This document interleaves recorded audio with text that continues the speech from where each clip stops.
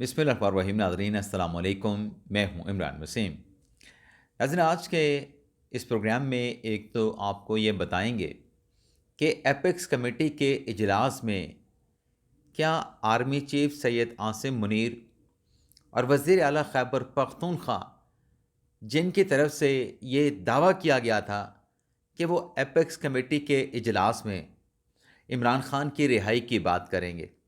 पाकिस्तान तहरीक इंसाफ पर सख्तियों की बात करेंगे, तो क्या एपेक्स कमेटी के इजलास में गंडापुर साहब ने जो बातें की, क्या आर्मी चीफ और अली अमीन गंडापुर एक पेज पे आ गए? गंडापुर ने जो बातें कहीं एपेक्स कमेटी के इजलास में, उन बातों का आर्मी चीफ ने क्या जवाब दिया? एक तो नाजरीन, इस खबर की डिटेल आपके साथ हम शेयर करेंगे। इमरान खान की रिहाई के हवाले से खबर है। दूसरा, ज़ाहिर सी बात है कि 24 नवंबर की कॉल अपनी जगह पे इंटैक्ट है, आज के दिन तक मौजूद है, इम्कान है कि वापस हो सकती है। लेकिन ज़ाहिर सी बात है कि आज के दिन में तो ये एहतजाज की तारीख जब मौजूद है, तो इस्लामाबाद पुलिस भी अपनी तैयारियों में मसरूफ़ है कि कैसे रोकना है, कैसे इन लोगों के साथ निमटना है। तो इस्लामाबाद पुलिस क्या कर रही है, इसकी डिटेल भी व्लॉग में आपके साथ हम शेयर करेंगे। लेकिन प्रोग्राम का आगाज़ करने से पहले आप देखने वालों से चैनल सब्सक्रिप्शन की दरख्वास्त करेंगे कि जिन दोस्तों की जानिब से अभी तक हमारे चैनल को सब्सक्राइब नहीं किया गया, उनसे दरख्वास्त होगी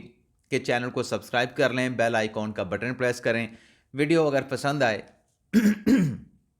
माफ़ी चाहता हूँ, तो इसे लाइक भी करें और शेयर भी करें। पहले सेगमेंट में हम बात करेंगे इस्लामाबाद हाई कोर्ट में आज बड़े अहम मुकदमात की समाअत है। इमरान खान की रिहाई का मुकदमा भी लगा है। सबसे पहले इन मुकदमात की मुख्तसर सी डिटेल यानी कर्टन रेजर आपकी खिदमत में पेश करेंगे, और फिर हम बात करेंगे जो आज सुप्रीम कोर्ट ऑफ पाकिस्तान में आईनी बेंच में अहम केसेस की हेयरिंग होने जा रही है, उनकी भी मुख्तसर सी डिटेल आप देखने वालों की खिदमत में पेश करेंगे। तो सबसे पहले नाज़रीन बात कर लेते हैं, अडयाला जेल में नैब कोर्ट में 190 मिलियन पाउंड केस की समाअत होनी है। इस पर तो शायद बात करना, शायद दोस्त कहें कि फजूल है, लेकिन बड़ा अहम मुकदमा है और कंक्लूजन के करीब पहुंचा हुआ है, और भरपूर कोशिशें इमरान खान साहब और बुशरा बीबी साहबा की लीगल टीम की तरफ से जारी हैं कि इसे लिंगर ऑन किया जाए। तो आज भी बात वहीं पे है, सेक्शन 342 के स्टेटमेंट जो 79 क्वेश्चन है उनका जवाब देने की। तो देखते हैं कि आज पीटीआई के वकला क्या नया बहाना तराशते हैं कि जवाब नहीं जमा करवा सकते। इसके अलावा इस्लामाबाद हाई कोर्ट की बात करें तो इमरान खान साहब की तोशाखाना 2 केस में ज़मानत का मुकदमा भी है। बुशरा बीबी साहबा का कि इसी केस में ज़मानत हुई थी, तो उन्हें अडयाला जेल से रिहा कर दिया गया था। अब इमरान खान साहब की ज़मानत रहती है, और इमरान खान साहब की ज़मानत के लिए जो खातून वकील हैं, उनका मौक़िफ़ ये था कि रूल ऑफ कंसिस्टेंसी होनी चाहिए, यानी अगर एक ही मुकदमे के एक मुलज़म को ज़मानत मिली है तो दूसरे को भी ज़मानत दी जाए। तो जस्टिस मियां गुल हसन औरंगज़ेब साहब इस दरख्वास्त ज़मानत पर हेयरिंग कर रहे थे। गुज़िश्ता रोज़ तो गुल हसन औरंगज़ेब साहब तबीयत की हालत के बायस ना आ सके थे, तो आज देखते हैं कि गुल साहब आते हैं, और अगर आते हैं तो फिर इस केस पे दरख्वास्त ज़मानत पे क्या फ़ैसला सादिर होता है। इसके अलावा नाज़रीन एक शहरी हैं बखीरुल्लाह, उनकी तरफ से नैब तरमीम को इस्लामाबाद हाई कोर्ट में चैलेंज किया गया है, और सदीक अंजम खैबर पख्तूनख्वा के सरकारी मुलाजम हैं। आखिरी जो धरना, आखिरी जो एहतजाज, आखिरी जो लॉन्ग मार्च गंडापुर साहब इस्लामाबाद में लेके आए थे, तो ये सदीक अंजम साहब उस लॉन्ग मार्च से गिरफ्तार हुए थे, सरकारी मुलाजिम। तो अब सदीक अंजम साहब ने इस्लामाबाद हाई कोर्ट से रिज्यू किया है कि उनके खिलाफ जो मुकदमा है उस मुकदमे की क्वाशमेंट की जाए। इसके अलावा सहाफ़ियों के फंडामेंटल राइट्स, सहाफ़ियों को हरासा करने के हवाले से, सहाफ़ियों को तनख्वाहों की अदम अदायगी के हवाले से एक अहम मुकदमा, यानी पूरी सहाफ़ी बरादरी के लिए कि उनका एक सर्विस स्ट्रक्चर होना चाहिए। तो इस्लामाबाद हाई कोर्ट में इस केस की समाअत होने जा रही है। तो देखते हैं आमिर फ़ारूक साहब, chief justice Islamabad high court, इस केस का क्या फ़ैसला सादर फरमाते हैं। हमें तो अच्छे की तवक्को है, لیکن میں آج کے پروگرام میں یہ ضرور کہنا چاہوں گا، 4 باتیں میں آپ کے سامنے رکھوں گا، یہ صحافیوں کے کیسز کے حوالے سے، تنخواہوں کی عدم ادائیگی کے حوالے سے۔ کونسل آف کمپلینٹ نے فیصلہ دیا، بول نیوز کا کچھ بھی نہیں بگڑا۔ بول نیوز نے کونسل آف کمپلینٹ کے ڈائریکشن کے باوجود، ریکمنڈیشن کے باوجود کسی امپلائی کو تنخواہیں ادا نہیں کی۔ اس کے بعد چیئرمین پیمرا نے آرڈر کیا، کچھ نہیں ہوا، بال بھی باقا نہیں کر سکا چیئرمین پیمرا جو ہے وہ بول نیوز کا۔ اور پھر اسلام آباد ہائی کورٹ، اور اسلام آباد ہائی کورٹ کے ساتھ ساتھ متعلقہ منسٹر، وفاقی وزیر۔ تو بول اتنا تگڑا کیوں ہے بول اتنا تگڑا کہ ہائی کورٹ کا بھی order who, council of complaint کا بھی ہو، چیئرمین پیمرا کا بھی ہو، اور متعلقہ منسٹر وفاقی وزیر اطلاعات و نشریات کا بھی ہو، اور ایک چینل تنخواہیں ادا نہ کرے؟ تو پھر حکومت سے تو تگڑا ہوا، ریاست سے تو تگڑا ہوا۔ تو سوال یہ پیدا ہوتا ہے کہ یہ تگڑا کیوں ہے، کس وجہ سے تگڑا ہے، کس کی سپورٹ ہے؟ اس پہ ناظرین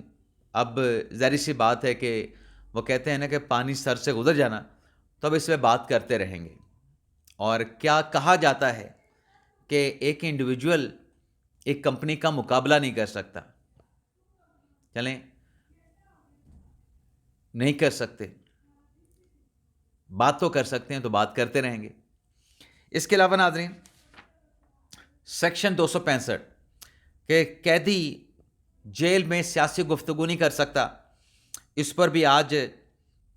آئی سی اے جو ہے پنجاب حکومت کی اور اسلام آباد کی انتظامیہ کی، اس پر اسلام آباد ہائی کورٹ میں سماعت ہونا ہے۔ اس کے علاوہ ناظرین آئینی بینچ میں آج پی ٹی آئی کی درخواست پر سماعت ہونی ہے کہ سندھ لوکل گورنمنٹ جو ایکٹ ہے اس کے کچھ سیکشنز ہیں، سیکشن 74 75، پی ٹی آئی نے چیلنج کیا ہے کہ اسے غیر قانونی، غیر آئینی جو ہے وہ قرار دیا جائے۔ اس کے علاوہ ناظرین ایم کیو ایم کی درخواست ہے، چھٹی مردم شماری کے حوالے سے پی ٹی آئی کی ایک اور درخواست ہے کہ 2018 کے بعد کا جو اگلا الیکشن ہے، یعنی 2024 کا جو الیکشن ہے، وہ 2017 کی مردم شماری پہ کروایا جائے۔ اور پھر آئی جی اسلام آباد کے سیاسی بنیادوں پر تبادلے، اس کے خلاف بھی آئینی بینچ آج مقدمات کی سماعت کرے گا۔ تعلیمی اداروں میں منشیات کی فراہمی کے خلاف سپریم کورٹ کے لیے گئے اسکوت نوٹس کیس کی سماعت بھی ہونا ہے۔ لاہور ہائی کورٹ کے ججز میں سینیورٹی کے معاملے پر سابق لاہور ہائی کورٹ کے جج فاروق عرفان کی درخواست پہ آئینی بینچ سماعت کرے گا۔ اور مولوی اقبال حیدر کی درخواست ہے کہ سنی اتحاد کونسل کو پارلیمانی جماعت ڈکلیئر نہ کیا جائے، تو اس پر بھی جسٹس امین الدین خان صاحب کی سربراہی میں 7 رکنی بینچ جو ہے وہ سماعت کرنے جا رہا ہے۔ اور آج کے ان مقدمات کی ہیئرنگز کے بعد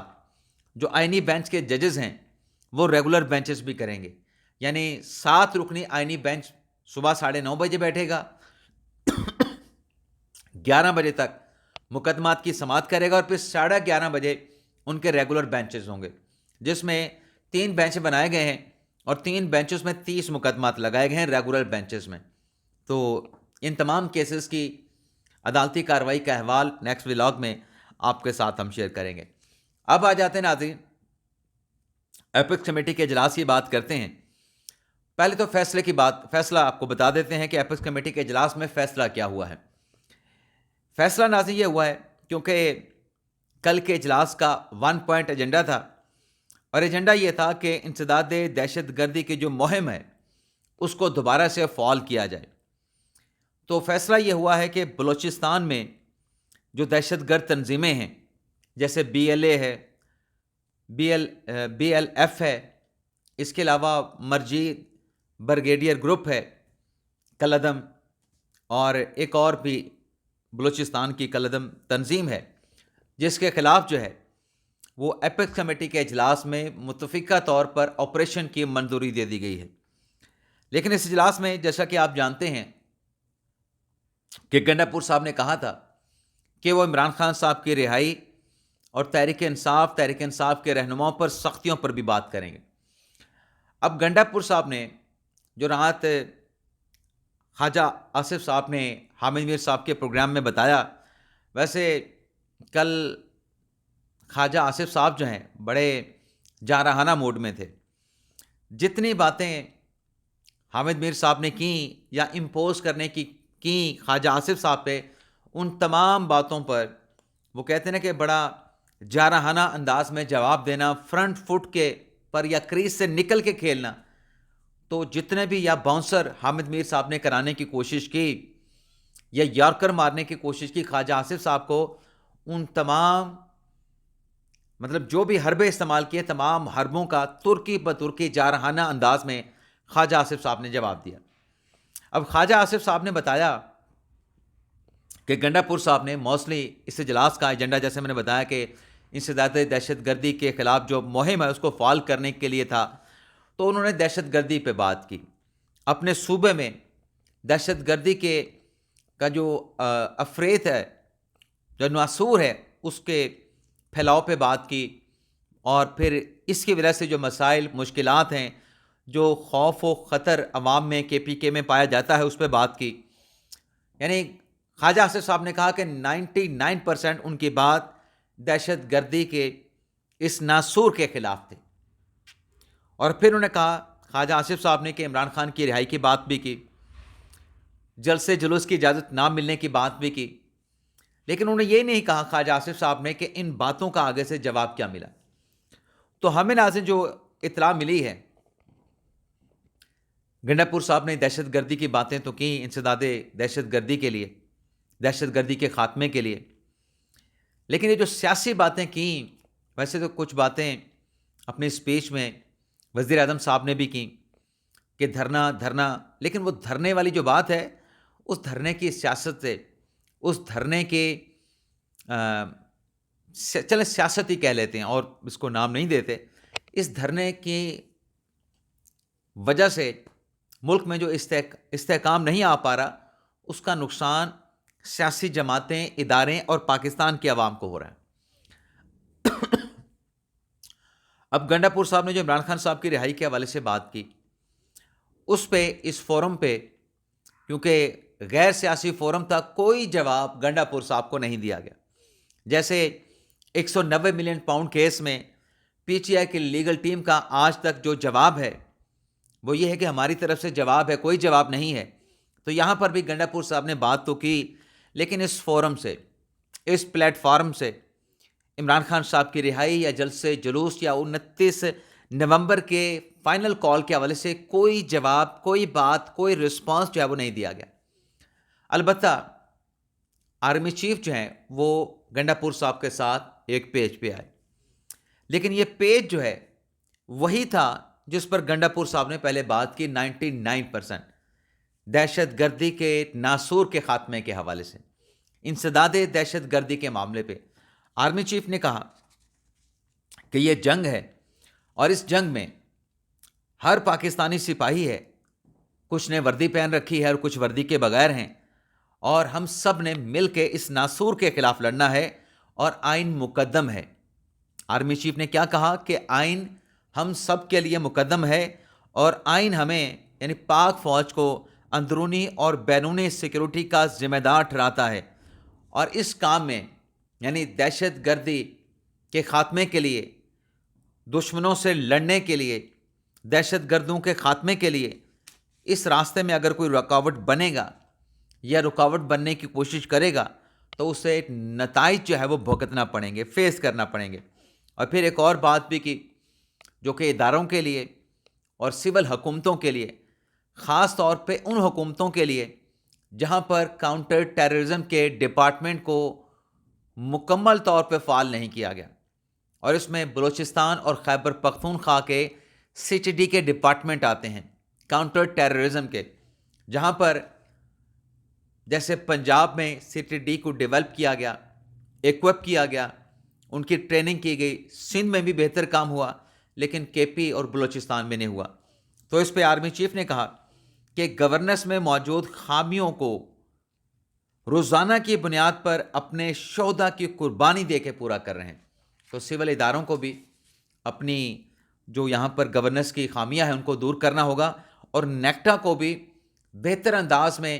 اور انٹیلیجنس شیئرنگ کے اوپر بھی جو ہے اس ایپکس کمیٹی کے اجلاس میں جو ہے فیصلہ کیا گیا ہے. باقی اگر ہم بات کریں کہ 24 نومبر کے احتجاج کے حوالے سے، تو اسلام آباد پولیس کی جانب سے اب تک کے جو انتظامات یا تخمینے جو لگائے گئے ہیں اس کے مطابق 22,000 کی پولیس کی نفری اس پی ٹی آئی کے لانگ مارچ کے حوالے سے تعینات کی جائے گی اور 1200 کنٹینر رکھے جائیں گے. پہلے 400 کنٹینر کی بات ہو رہی تھی اور اس کے ساتھ ساتھ 40,000 آنسو گیس کے شیل اور 50,000 ربڑ بلٹ، 2,000 آنسو گیس کے شیل فائر کرنے کے لیے جو گنز ہوتی ہیں خاص وہ مانگی گئی ہیں اور بلین روپی کا بجٹ بھی مانگا گیا ہے. اور اس کے علاوہ گنڈا پور صاحب کی بات ہو رہی تھی تو گنڈا پور صاحب کی لاہور کے انسداد دہشت گردی کی عدالت نے گاڑیوں کے شیشے توڑنے پہ علی امین گنڈا پور کے ناقابل ضمانت اریسٹ وارنٹ جاری کر دی ہے. اجازت چاہتے ہیں ناظرین، اللہ حافظ.